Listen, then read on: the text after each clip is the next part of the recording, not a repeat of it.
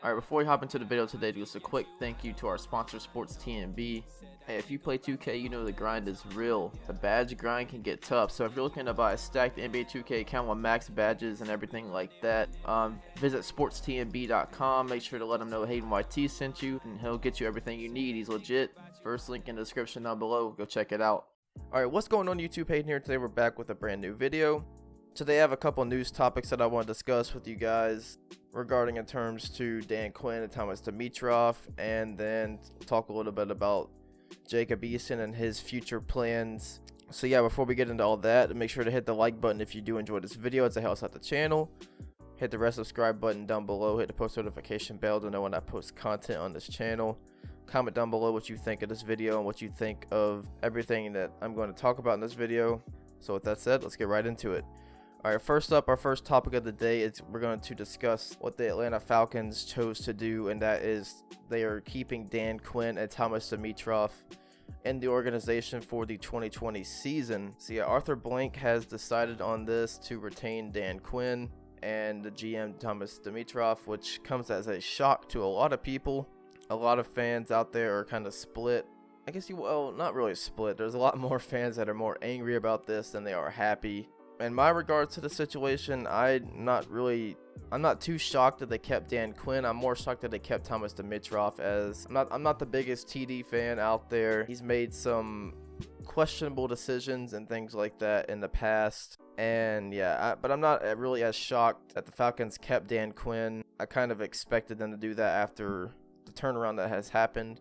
So we all know the Falcons had that horrendous, every word out there, to the bad word to describe this, the 1-7 start that they had at the beginning of the year, and then everybody's jobs were up in the air, question marks around everybody, especially Dan Quinn. Everybody was coming for Dan Quinn's head after that horrible start. And then after the bye week, we had Arthur Blank sit down and say that there's changes that need to be made and decisions will be made after the bye week. Pretty much ever since that, the second half of the season has been a huge change, as the Falcons went from 1-7 to having a 5-2 record, or having a 5-2 split in the second half of the season. And they had big wins against San Francisco and New Orleans, who were two of the top teams in the NFC, and really showed what the true potential of this Falcons team was supposed to be for this season. And really what sparked that change was Dan Quinn relieving his defensive coordinator duties and giving them off to Raheem Morris and Jeff Ulbrich. And ever since all that went down, the defense has looked so much better. The team morale and just the whole team in general has just been so much better since that change happened. Myself, I'm not a fan of head coaches who take on a lot of duties as to be a coordinator spot and to help like on certain spots of the offense or defense with certain positions. And that's what Dan Quinn was. Dan Quinn had the defensive coordinator duties as well as being a main play in the defensive end position. Yeah, and I'm just not a fan of that. There's not really much success out there with that. And ever since that, I think that was the best move the Falcons could have made. And of course, it ended up causing a huge improvement in this football team over the second half of the season. But ultimately, it's going to be a letdown of a year overall in general, as a team will most likely, they're looking at another 7-9 finish where they're a couple games out of the playoffs. And there's just so much talent on this football team that things like this should not be happening, but it did happen. It seems to be not much of a consequence to the football staff, as many of the players and pieces will be returning for next season, it seems. So Arthur Blank in his press conference today stated that in our case, we studied really hard the performance of the team during this year. Obviously the first half of the year, 1-7, not where we wanted to be, horrific by any standard.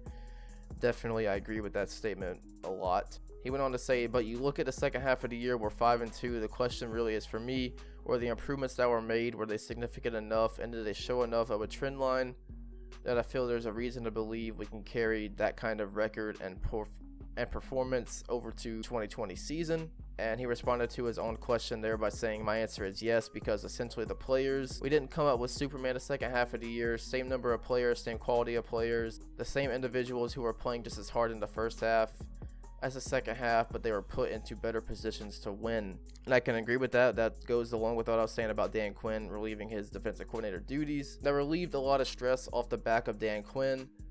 and we see what happened with that, and they led to that 5-2 record. And like he was saying, it's the same players who started 1-7, the same staff that started 1-7. So you can't really forget about that. I mean, you can't just put that to the side like, oh, we're 5-2 in the second half.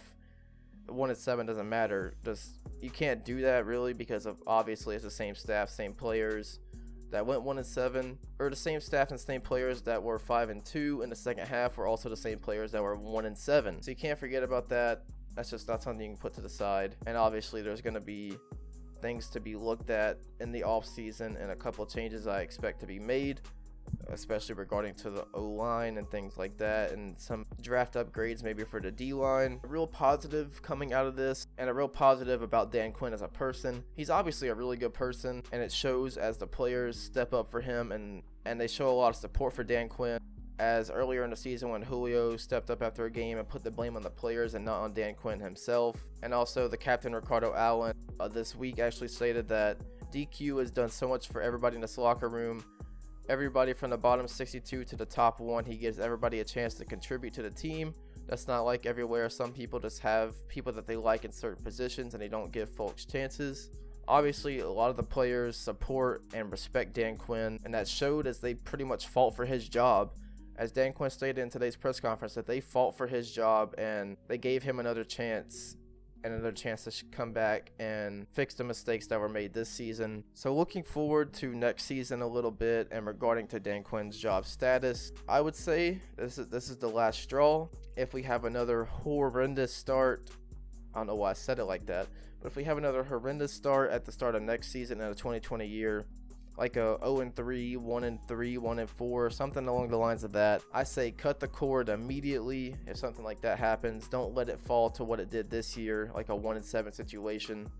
Don't let it get too far. Don't keep falling into this bottomless pit of just mediocrity, and cut the cord there, move on, find someone else to take the job if something like that happens. That's all that we have for the Dan Quinn, Thomas Dimitroff, and everything regarding the Falcons. So let's move on to another note in this video, which is Jacob Eason, who has made his decision on his future. He stated that he will not be returning for his 5th year of eligibility and will be entering the NFL draft, where he is a top 5 prospect at the quarterback position, according to Mel Kiper Jr., and a lot of other mock drafts and rankings out there in the world.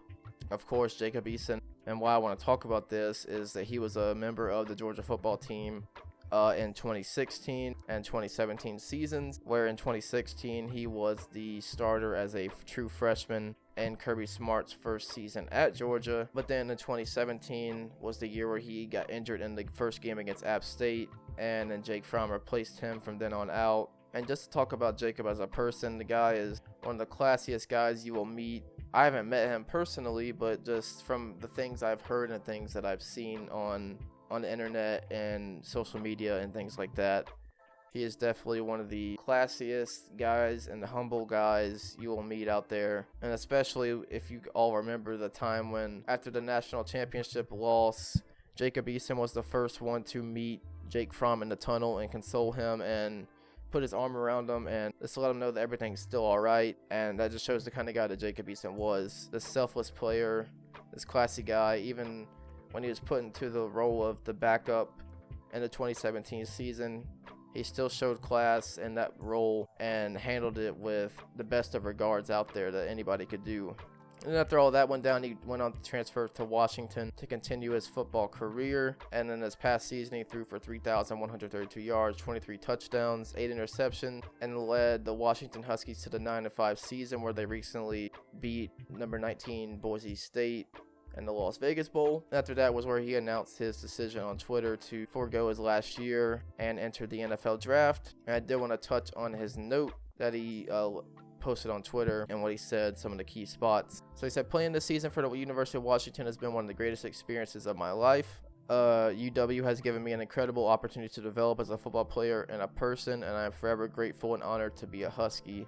Then he went on to say he's entering the NFL draft and thanked his teammates and his support of his family and friends on the journey, and Coach Peterson and all of his coaches and coaching staff at University of Washington. And the thing I really want to note is he actually went out of his way and gave a thanks to Georgia, where he said, "Thank you to everyone at the University of Georgia who gave a kid from Washington a chance.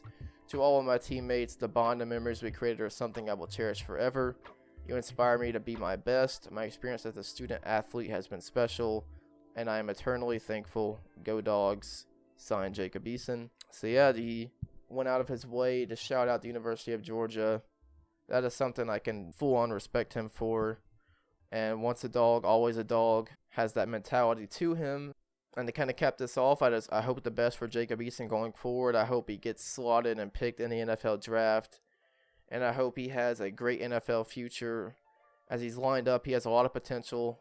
He's got that height. He's got that huge arm on him. So we'll see what happens going forward with him, and I hope the best for him. So with all that said, that's all we have for today's video. We talked about Dan Quinn, Thomas Dimitroff, and of course, what we just talked about with Jacob Eason. That's all we have for today's video.